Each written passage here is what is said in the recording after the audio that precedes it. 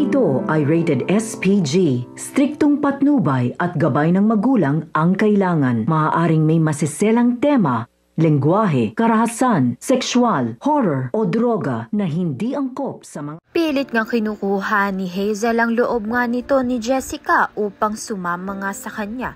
Subalit hindi nga sasama kay Hazel ang anak niyang si Jessica. Mas pipiliin nga ni Hazel na pumanig nga dito kay Felma dahil alam nga niyang mabuti nga ito. Dahil dito mas nanggalaiti pa nga sa galit itong si Hazel nang dahil hindi nga siya pinili ng kanyang sariling anak.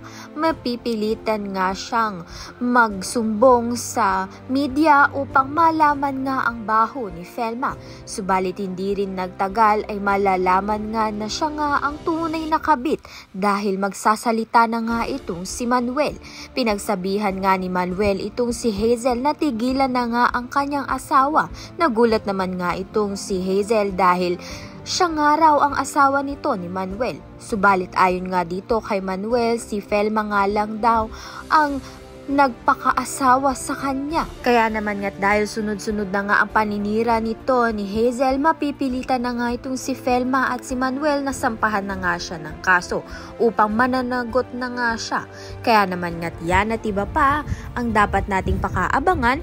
Maraming salamat sa iyong panonood.